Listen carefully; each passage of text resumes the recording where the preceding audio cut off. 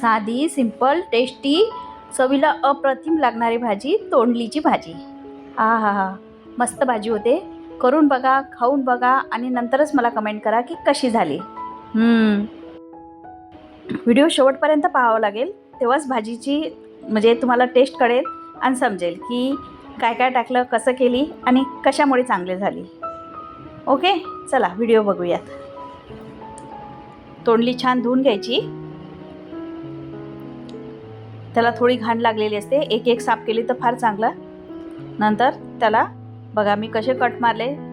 तुम्हाला गोल गोल करायचे असेल तर गोल करा कट, पण मला अशी आवडते म्हणून मी अशीच केले.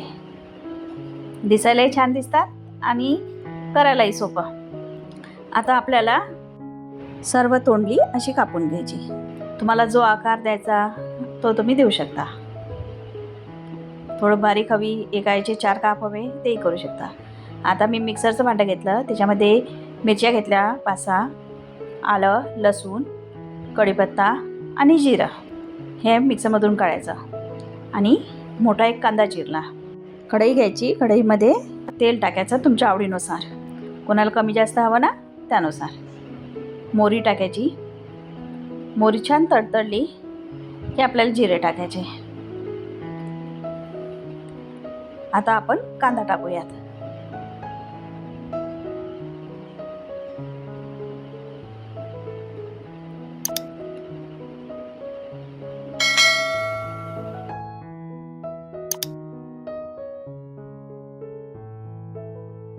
कांदा छान तेलामध्ये परतून घेतला,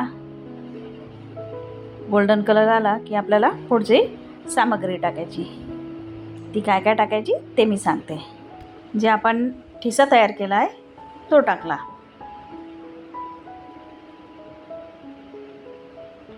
आता आपल्याला हळद, तिखट आवडीनुसार, मिरच्या पण घेतल्या आहेत, आणि धने पावडर. हे छान मिक्स करायचं आणि याच्यामध्ये हिंग टाकायचा.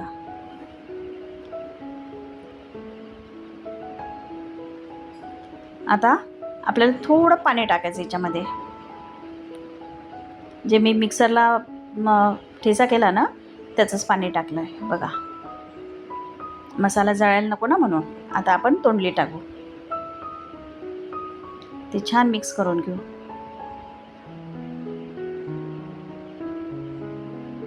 मी शक्यतो पाण्यामध्ये भाजी शिजवत नाही, कारण त्याची चव एवढी टेस्ट येत नाही. आता मीठ टाकूयात.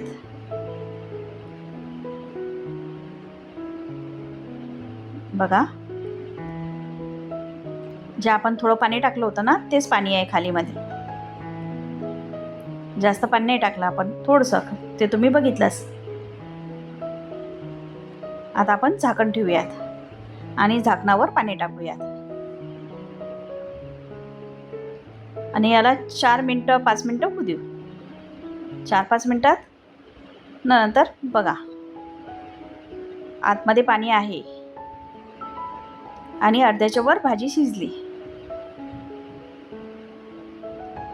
बघा, आता आपण वर पाणी टाकायचं काम नाही ताटावर, तसंच झाकण ठेवूयात. आता बघा आतलं पाणी सगळं शिजलं आहे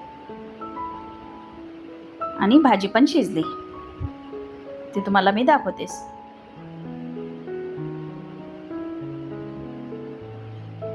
बघा, आता आपल्याला याच्यामध्ये दाण्याचा कूट टाकायचा 2 चमचे.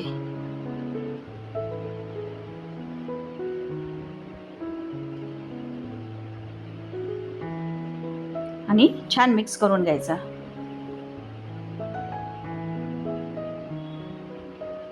आता तुम्ही म्हणसाल की मिक्सरमधून फिरून का नाही टाकला दाण्याचा कूट, तर भाजी खाली चिपकते, दाण्याचा कूट चिपकतो खाली, म्हणून थोडी भाजी झाल्यानंतर टाकायचा आणि त्याने खूप छान चव येते.